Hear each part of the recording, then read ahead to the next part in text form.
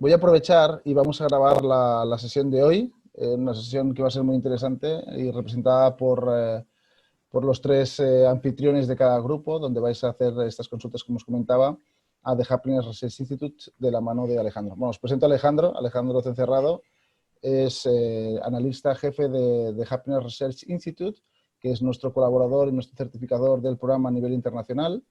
Ellos llevan muchos años estudiando y midiendo los componentes de la felicidad y saber exactamente qué es lo que hace que la gente sea feliz en sus lugares de trabajo, no a partir de simplemente la intuición o la sensación, sino a partir de unos datos fiables y medibles. Y con esto lo que hacen es ayudar a organizaciones, estados y empresas a aplicar políticas que mejoren el bienestar de sus colaboradores. No sé, Alejandro, si quieres comentar algo más del trabajo que hacéis en The Happiness. Lo has descrito perfecto, la verdad. Vale.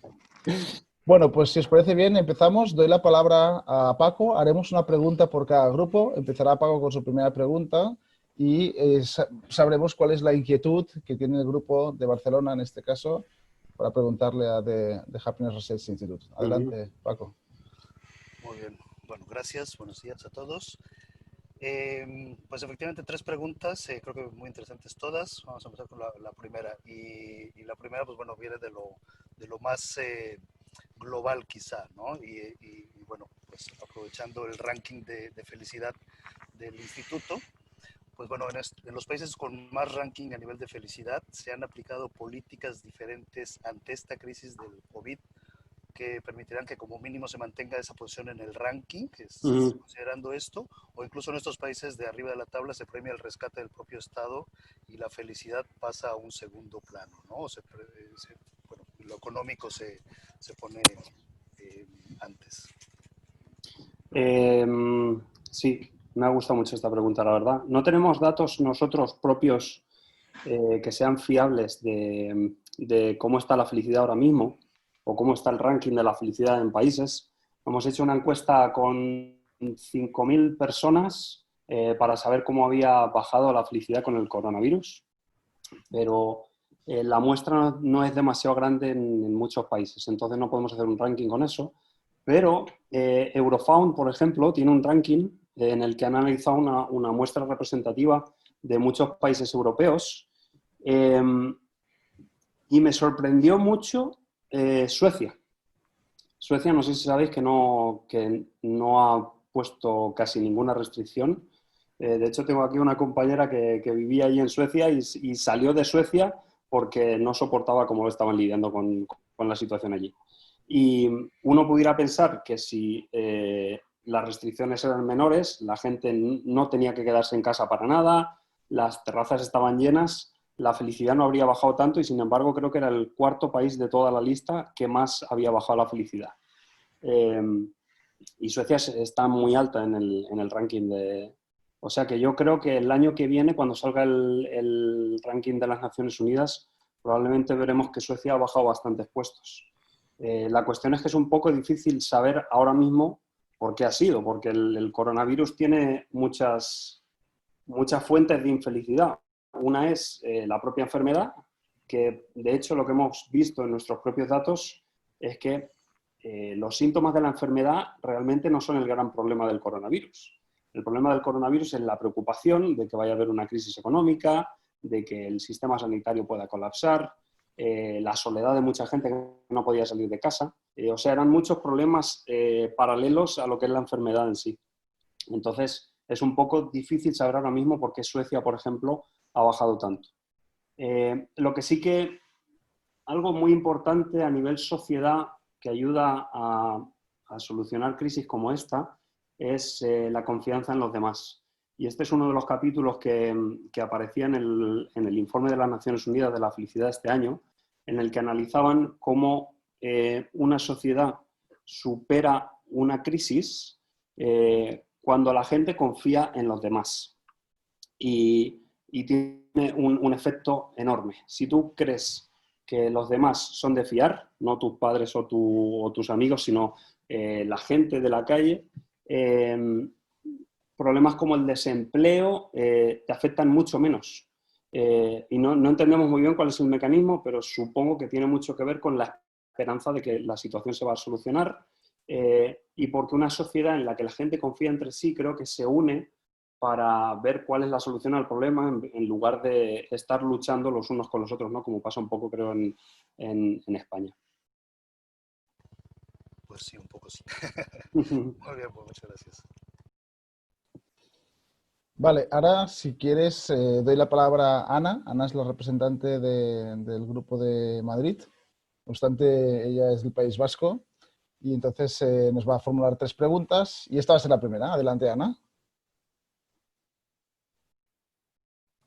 Ana, tienes el micro cerrado. Si puedes abrir el micro, va a ser un placer poder escuchar tu voz. Bueno, muchas gracias a todos y bueno, gracias Alex por este momento que nos das. Bueno, pues voy a empezar por la primera pregunta que tengo y es, hasta ahora, por ejemplo, la palabra felicidad, ¿cómo es acogida por las empresas? O por las ciudades o por... Sí. Y bueno, ¿y si ha cambiado algo esto? Bueno, no sé qué relación tenéis ahora con las empresas o con las instituciones, no sé cómo estáis, si estáis muy activos, o estáis esperando que os hagan demandas o lo que sea, pero bueno, ¿cómo se acoge la palabra felicidad? Porque asusta un poco aquí a las empresas. Sí, sí, total. Siempre tenemos esa disyuntiva un poco de si usar felicidad o usar satisfacción con la vida o bienestar o calidad de vida, todos estos conceptos que para nosotros un poco reúnen lo mismo, la felicidad, ¿no? Pero tienes razón que está un poco mal usado el término, probablemente porque hay demasiadas pócimas para ser feliz últimamente, y realmente cuesta saber cuál funciona y cuál no, ¿no?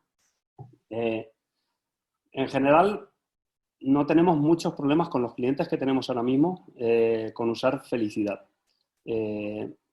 Siempre las traducciones son un poco difíciles. Ahora, por ejemplo, tenemos un proyecto con Swarovski y hemos dedicado bastante tiempo a saber cómo debíamos vender el concepto de felicidad en el pueblo. Y yo no sé alemán, pero en las traducciones en alemán para felicidad había muchas y era difícil saber cuál usar. Entonces, no sé, yo creo que en el sistema sanitario normalmente se usa calidad de vida y creo que se funciona bastante bien. Lo que pasa es que creo que está demasiado enfocado a la salud, que no es todo lo que cuenta en la felicidad.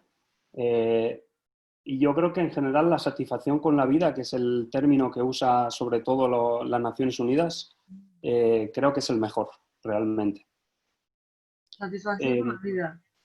Sí, claro, no es lo mismo que felicidad. En los vídeos que hice para vosotros ya expliqué las 3 dimensiones, ¿no?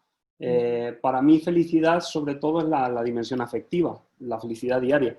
Y la satisfacción con la vida es algo más genérico. Pero bueno, la felicidad es eso, que es un término que ha sido un poco, creo, mal utilizado. Igual tenemos que darle la vuelta. Y en cuanto a las empresas, ya te digo, estamos trabajando con muchas. Estamos trabajando con Swarovski ahora mismo, trabajamos también con Lips by Bayer, de Bayer, la farmacéutica alemana. Trabajamos con Balcon, que es una consultoría aquí, y obviamente todos están lidiando con problemas económicos ahora mismo en cada una de las empresas, pero creo que en cuanto empiezan a ver que la ciencia de la felicidad es una ciencia seria, no sé si es porque le ven la utilidad o porque se motivan, pero no ninguno ha cancelado el proyecto, o sea que no está yendo mal. Buena noticia. Sí. Gracias, Alex. Nada. Bueno, y ahora tenemos a Raúl, que Raúl es, como sabéis, a raíz de la situación COVID, pues hemos lanzado una edición que es en online, sin tener la parte presencial. Y Raúl es el representante del grupo online, donde tenemos representadas a diferentes países y nacionalidades, que veo que algunos ya se han conectado. Donde tenemos alumnos a día de hoy de México, de Argentina, de Andorra, de Suiza y de España. Ok. Adelante, Raúl. Hola, agradeceros a Kera Antoni y a Alejandro por compartir este tiempo. Bueno, voy a volver a preguntar. ¿Cuáles serían para ti los básicos de la felicidad que toda empresa debería hacer por tener cubiertos? ¿Y en qué medida? Ujú. En mi experiencia, cada empresa es distinta, la verdad. Cuando trabajas, incluso dentro de cada empresa, hay problemas muy distintos. Con Balcom, por ejemplo, es una consultoría. Los consultores tienen que viajar muchísimo, muchas veces tienen que viajar solos, se enfrentan a problemas muy importantes a solas y eso genera un estrés enorme. El problema que hay que solucionar ahí es cómo hacer que los viajes, por un lado, no se hagan solos y por otro sean menos estresantes. Luego, si te vas al equipo de cocina, los problemas son distintos. Uno de ellos es que no se sienten parte de la empresa, del equipo. Entonces, difiere mucho de cada empresa. Aún así, lo que nosotros vemos en todos los proyectos es que al final una empresa es una tribu más, donde lo importante son las relaciones sociales, ya sea con tus compañeros, con tus jefes o con los clientes. Entonces siempre hay que intentar enfocarse en eso. Y normalmente las relaciones sociales son comunicación, hablar, asertividad y todo eso. Entonces creo que la comunicación es una de las partes más importantes, aparte de la estructura, la organización y todo eso, pero difiere de empresa en empresa. Y bueno, lo importante siempre es, y creo que esto lo decía también en los vídeos, medir. Porque nosotros nos hemos encontrado en muchas ocasiones en que después de pensar que una intervención iba a tener un efecto importante en los empleados, incluso basándonos en lo que los empleados nos decían que era importante, luego no ha cambiado demasiado nada. Entonces es importante medir a lo largo del tiempo, cada 2 meses, cada 3 meses, cada 6, para estar seguros de que las intervenciones tienen un efecto. Y no solo por eso, sino porque tú le puedes preguntar a tus empleados cómo están, pero en general tenemos reticencia a decir que algo está mal. Entonces, los cuestionarios anónimos son muy importantes para que la gente se atreva a decir lo que piensa. Muy bien. Gracias, Raúl. Bueno, Paco, seguimos la ronda, ¿vale? Ya vais vosotros por libre. Vamos preguntando. Perfecto, gracias.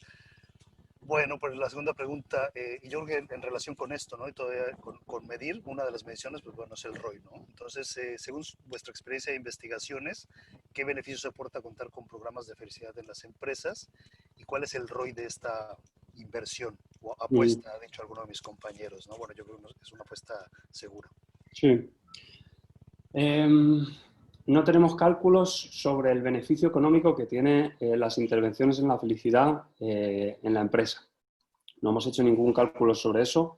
Sé que hay muchas investigaciones al respecto que dicen que sí que tiene un efecto.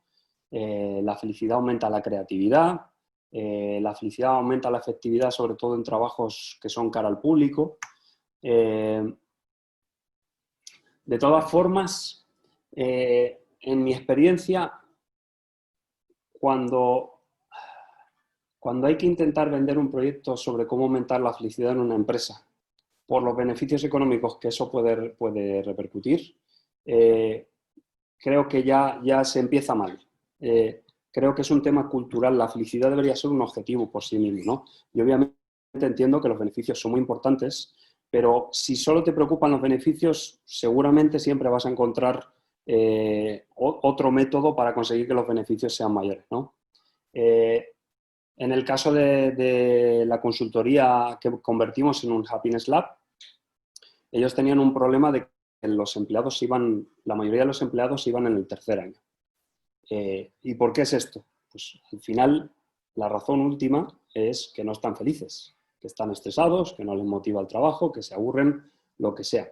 Entonces, obviamente esto tiene un beneficio económico muy grande en la empresa, porque si tú dedicas tantos recursos a preparar a un empleado para que en 2 años o en 3 se te vaya, pues es muy importante invertir en que esté bien para que se quede un poco más. Y en realidad yo creo que las empresas ya invierten mucho dinero en que los empleados estén bien. Nosotros tenemos, por ejemplo, aquí una oficina muy cercana, es la de Momondo. No sé si sabéis lo que es Momondo, es un buscador de vuelos. Y tiene una oficina enorme, tienen futbolines, un bar para que vayan cuando quieran, no sé, me encantó la oficina. Pero luego cuando hablas con los empleados tienen muchos problemas con el jefe, con la estructura, con muchas cosas distintas. Y yo pienso, si se hubiera invertido una décima parte de lo que se invirtió en el futbolín, en toda esa sala que tienen, en preguntar a la gente, yo creo que se podría haber mejorado la felicidad de los empleados mucho más. Entonces yo creo que la cuestión no es que las empresas no se preocupen por el bienestar de los empleados, pero creo que lo tienen que hacer de una forma más eficiente, no como decía Sergi, basados en la intuición, sino diciendo, vale, vamos a preguntarles y a medir qué cambia y qué no. Entonces, eso, hay muchos estudios que demuestran que la felicidad es buena en muchos aspectos para una empresa, pero creo que lo más importante es cambiar la cultura para centrar todo en torno a la persona y no a los beneficios económicos.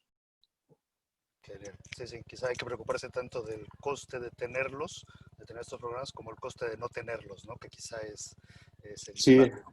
exacto. Y nosotros tenemos el ejemplo de Balcon. El CEO de Balcon es Thomas Fisher. Y desde el primer momento que lo conocimos sabíamos que a él lo que le importaba era el bienestar de la gente que trabaja con él todos los días. Él tuvo unos problemas de estrés hace muchos años, que tuvo que dejar de trabajar, se tiró 3 meses, le dijeron que tenía que ver la tele 3 horas al día y andar mucho. Ese era el tratamiento para el estrés. Y como que sabía de primera mano los efectos que tiene el estrés sobre tu cuerpo, sobre tu vida y sobre todo. Entonces creo que ese tipo de personas que ya han visto en sus propias carnes el efecto que puede tener el trabajo en tu vida, creo que son los mejores portavoces para desarrollar proyectos de felicidad. Total. Muy bien, gracias. Muy bien, otra vez la comunicación, ¿no? Necesitamos desarrollar, preguntar más. ¿Qué experiencias tenéis, Alex, como en España, con estudios hechos en España? Un poquito así, cuéntanos eso y un poco el Higher, ¿no? ¿Cómo se dice? El Higher. El Hugger. El Hugger. ¿Cómo desarrollarlo en España? Pues, por desgracia no tenemos ningún proyecto en España aún. La única colaboración que tenemos es con CHO. De lo cual me alegro mucho, pero es una pena, la verdad. Y queremos empezar en España y en Latinoamérica también, pero nos está costando mucho, la verdad. No sé muy bien por qué. Sí que es verdad que obviamente los costes de una empresa danesa en empresas españolas pues son un poco altos, pero creo que tiene mucho que ver con no sé si en nuestra cultura o qué es, pero como que pensamos que esto de la felicidad no es tan importante. No sé por qué, pero espero que cambie, la verdad. Aquí es muy distinto. Aquí se preocupan mucho por el bienestar de los empleados y todo eso. Espero que en algún momento cambie. Y sobre el Hugge, no creas que sé mucho. Mike Viking fue el que escribió el libro, que es el fundador del instituto. Él sabe mucho más. Simplemente es el arte de crear condiciones agradables en casa, ¿no? Y ellos pues siempre, sobre todo en invierno, pues la verdad que lo notas mucho, que está todo lleno de velas y luces cálidas y todo eso. Y debo decir que cuando voy a España, sobre todo en los restaurantes, las cafeterías y los bares, echo un poco de menos eso. Me acuerdo hace poco estuvimos veraneando en Alicante y a mí me gusta mucho ir con mi ordenador y escribir en cafeterías y tal, aquí, porque da gusto estar en las cafeterías. Y en Alicante no encontré ninguna en la que pudiera estar a gusto, la verdad. Que es una anécdota un poco tal, pero digo, mira, pues aquí se nota... De todas formas, yo creo que el tiempo afecta mucho. El invierno aquí es muy difícil. Entonces, yo creo que dedican más tiempo a sus casas que nosotros que estamos siempre fuera. Y esto, hicimos un estudio sobre qué aspectos afectan más a la felicidad en casa y vimos diferencias culturales muy importantes en el sentido de que los españoles estamos siempre fuera de casa y por esa razón invertimos menos en nuestras casas que la gente en el norte. Muy bien, gracias. Vale. Bueno, vamos a por la segunda. ¿Cómo romper la resistencia de las empresas a invertir en bienestar, felicidad? Sí, pues es una buena pregunta que no sé responder, la verdad. Supongo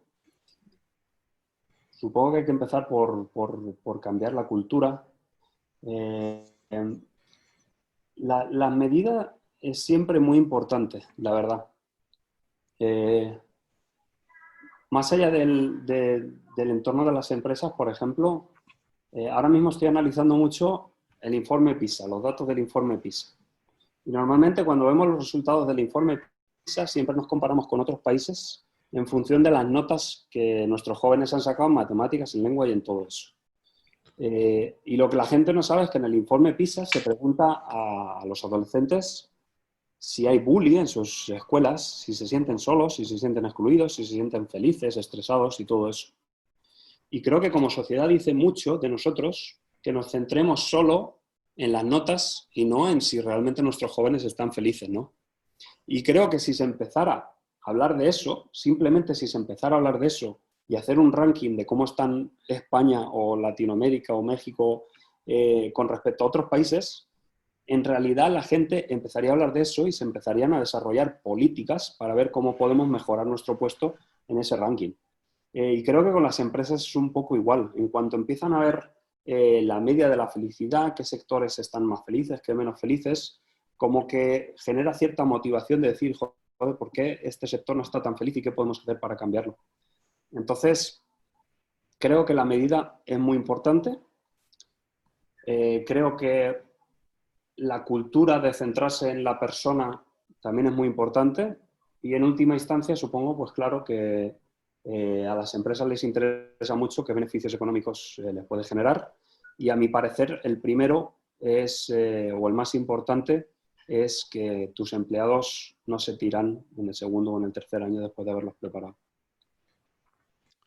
Sí, realmente un poco es eso, y que quizá crear esa necesidad en las empresas, ¿no? Que realmente ahora mismo quizá no sea la prioridad, obviamente. No, yo creo que no. La verdad que nunca he trabajado en España. No sé cómo es. Aquí sí que sé que se preocupan mucho. El tema de la confianza se nota mucho. Si aquí te pones malo, tu hijo se pone malo, no tienes que hacer ninguna cosa. Simplemente te quedas en casa y dices, oye, se ha puesto malo mi hijo, trabajo desde aquí. Y a mí es algo que me sorprende mucho porque creo que en España no pasa tanto. Y al final eso es confianza, ni más ni menos. Es confiar en que tu empleado, cuando se pone malo, va a trabajar o si no trabaja, trabajar al día siguiente, ¿no? Entonces, no sé, es un tema cultural que cuesta cambiar. Yo creo que también. Gracias. Bueno, pues esto yo creo que también está en la misma dirección la tercera pregunta y tiene que ver con el futuro del trabajo que ha cambiado por ese futuro que ya era muy cambiante, ¿no? Ya era muy buca, pues ahora es incluso nuevo, ¿no? Entonces, ¿sí crees que el coronavirus acelerará o ralentizará el que las empresas pongan a la gente en primer lugar y respalden la felicidad, ¿no? Hay como dos opciones, una que se fortalezca y otra que pues se minimice esto, ¿no? Sí. Yo creo que en tiempo de vacas flacas no se invierte en felicidad. Y de hecho creo que es un poco el desarrollo social de la humanidad ha sido primero tenemos que conseguir la comida, ¿no? Y una vez tengamos lo que necesitamos, podemos empezar a centrarnos en qué nos hace felices. Y yo creo que por eso ahora la sociedad se preocupa más en la meditación, en el mindfulness, en todas estas cosas que generan felicidad, porque antes no podíamos, antes nos teníamos que centrar en cómo conseguir comer, ¿no? Y creo que al final las empresas es igual, lo primero que necesitan es generar beneficios económicos y luego ya se pueden centrar en la felicidad.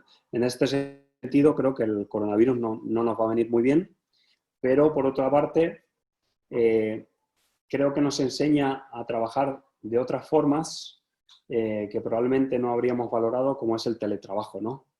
El teletrabajo es algo que en los países del norte se hace mucho, y creo que en España no se hace tanto, y yo espero que en España nos cambie un poco la mentalidad para ver que el teletrabajo no significa que la gente vaya a estar en casa sin hacer nada. De hecho, creo que hay estudios que demuestran que cuando la gente teletrabaja, trabaja más incluso que cuando está en la oficina. Entonces, en ese sentido, espero que sea para mejor, pero soy un poco pesimista en los efectos económicos que ha tenido en las empresas. Sí, hay un meme que circula por ahí, dice quién es el responsable de la transformación tecnológica en tu empresa, si es el CEO, si es el CEO o si es el COVID, ¿no? Y aquí en España el COVID ha acelerado mucho esto, ¿no? Bueno, creo que aquí hay que también poner la parte individual, ¿no? Y entonces, para contrarrestar esta menor inversión, pues hay que invertir más cada uno, ¿no? Individualmente. Genial, pues gracias. Muy bien. Pues la siguiente pregunta un poquito es, vosotros decís, bueno, en los vídeos decías, Alex, que hacíais también, medíais, pero también interveníais. A ver si nos podéis hablar un poquito de las intervenciones que hacéis y también estas intervenciones, ahora con el tema del teletrabajo y todo esto, si también las podéis o las ofrecéis online o ha cambiado un poco esta metodología. Ahora mismo no estamos haciendo intervenciones, ¿no? Con el tema del coronavirus todo se ha parado muchísimo. Las intervenciones que hacemos dependen de lo que cada empresa, lo que veamos en cada empresa que falta más. Me gustaría alguna vez, de hecho, estudiar la felicidad en España porque creo que cambiaría mucho. Aquí uno de los problemas que hay, por ejemplo, es que mucha gente dice sentirse como que no encuentra su sitio, creo que no encuentran muchas veces sus amigos. No sé si son más los que vienen de fuera de Dinamarca o no, pero ese es un problema, que no sé si en España pasaría tanto. Y entonces desarrollamos intervenciones pues, para que la gente socialice un poco más, que probablemente en España no funcionarían, pero comidas en las que la gente se tiene que poner de forma aleatoria en la mesa para interactuar con otras personas, los Friday Bars que generan mucha discusión porque hay gente que no quiere quedarse después de estar toda la semana trabajando, no quiere quedarse luego hablando con sus compañeros, hay muchos que meten presión, entonces eso es otra cosa que hay que dialogar un poco para que la gente no se sienta presionada a quedarse los viernes por la tarde a socializar y cosas así. Respecto a la comunicación y al estrés, tenemos muchos cursos para enseñar a la gente cuáles son los síntomas cuando un empleado se está sintiendo estrés, cómo tratarlo en ti mismo, cosas así. Tenemos luego cursos de yoga, de mindfulness, para salir a correr. Estos son cosas más que los propios empleados fomentan en función de si creen que es necesario o no. Muchas cosas distintas que van surgiendo primero de comparar quiénes son los más felices y los menos felices dentro de una empresa y ver cuáles son las diferencias. Y segundo, a partir de preguntar a los empleados directamente. ¿Y alguna intervención online no hacéis? ¿Intervención? No. No, de momento no.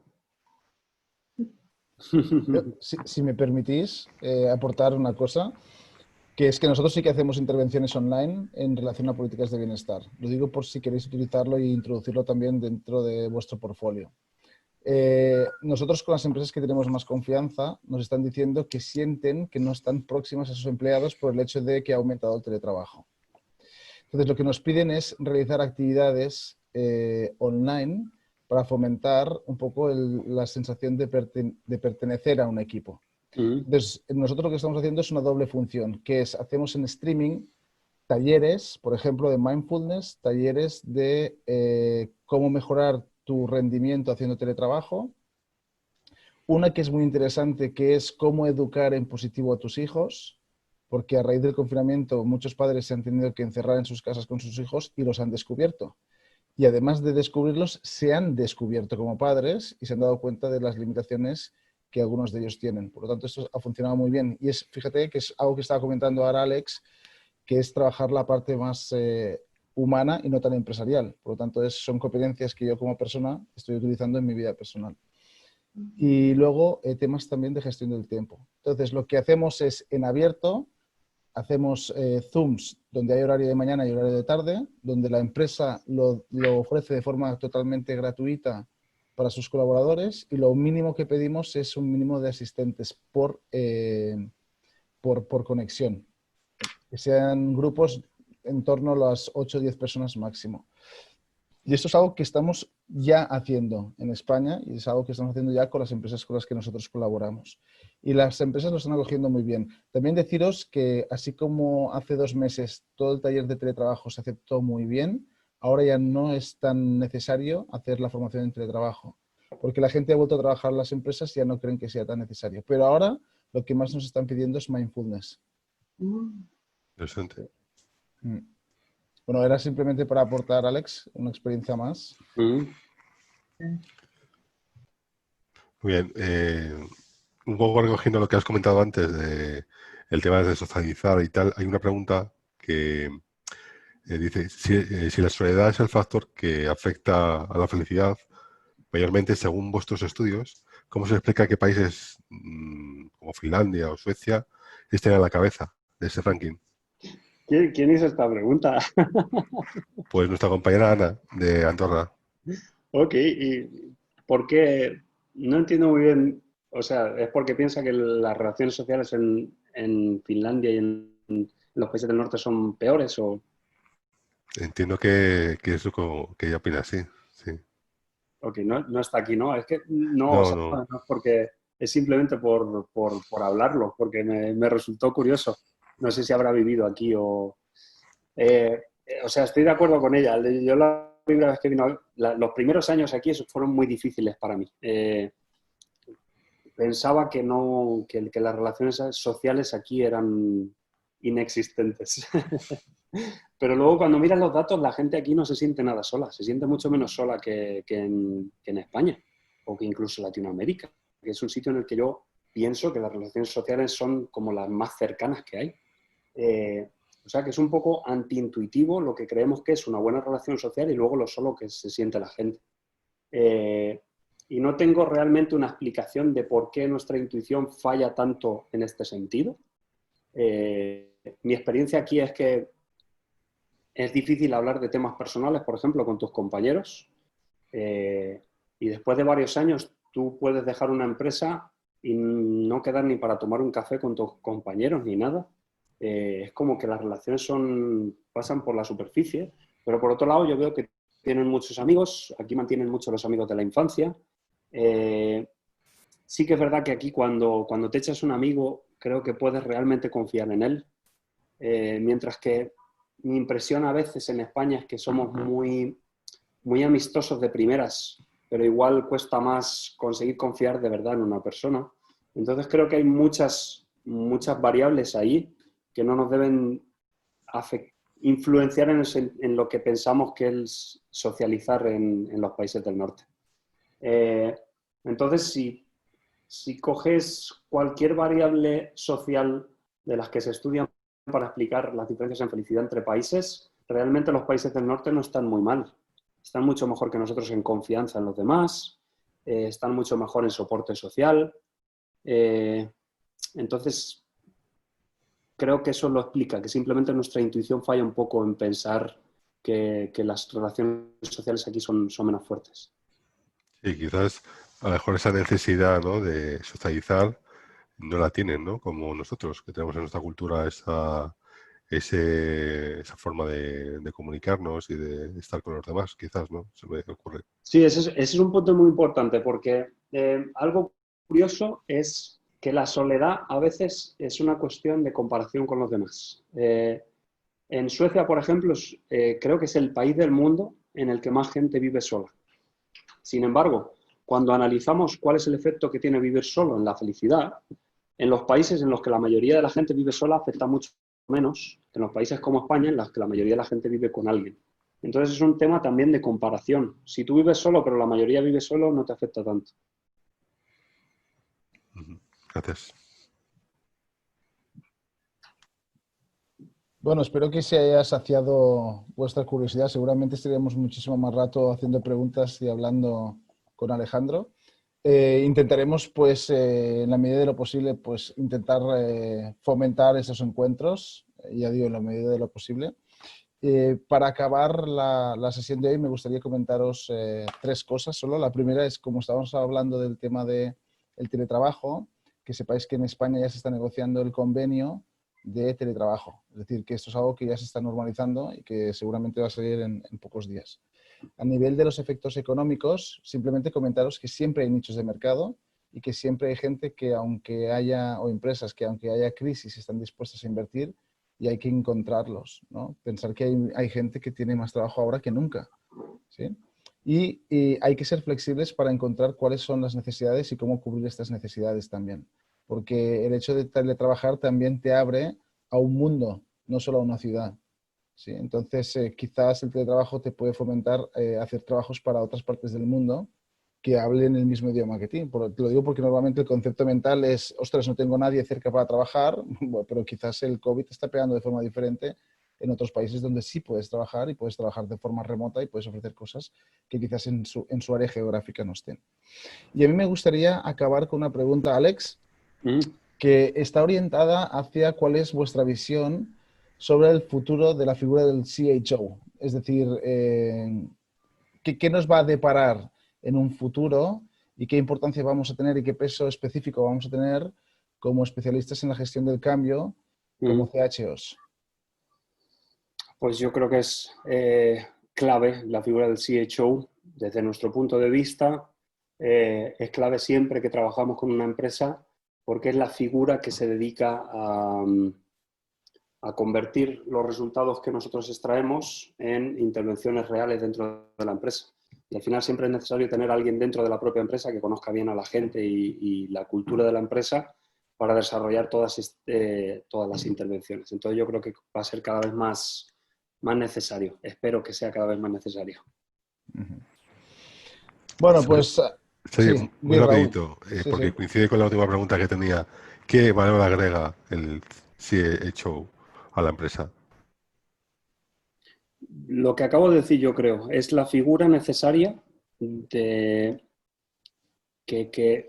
lucha un poco con los jefes o con la empresa en sí para conseguir implantar las intervenciones que son necesarias. Y es una labor muy importante y muy difícil que nosotros, por ejemplo, como instituto, no podemos llevar a cabo. Nosotros no podemos llegar y decir, oye, pues tenéis que reducir el número de viajes que hacen vuestros consultores porque están muy quemados. No. Tiene que haber alguien dentro de la empresa que conozca muy bien la forma de hacer las cosas y que lo lleve a cabo. Creo que es clave. Sí. Gracias. Y incluso me permitiría aportar que es la continuidad. El problema de muchas empresas es que todo el mundo invierte en hacer cosas diferentes, en hacer cosas nuevas, pero hay muy poca gente que le dé continuidad a todas las políticas que se implantan. Entonces yo creo que el CHO aquí tiene un trabajo estratégico, como hemos comentado muchas veces, pero sobre todo a nivel de continuidad. Es decir, somos la excusa para que las cosas se implementen, ¿sí? Y para que las cosas sucedan. Por eso somos un poco especialistas en la gestión del cambio. Alejandro, muchísimas gracias por tu tiempo, muchísimas gracias por tu asistencia, gracias también a los portavoces y a este debate que hemos creado y al tiempo que habéis dedicado para tener estas preguntas, que al final un poco lo que hace es hacer crecer esta comunidad, ¿no? Esta comunidad de CHOs y poder también resolver las dudas que tenemos sobre la importancia o no de esta figura dentro de las empresas. Y nada, gracias a todos por vuestra asistencia y seguimos en contacto. Un abrazo y que tengáis buen día. Gracias, Alex. Gracias. Buen día. Chao. Buen día. Gracias, Alex.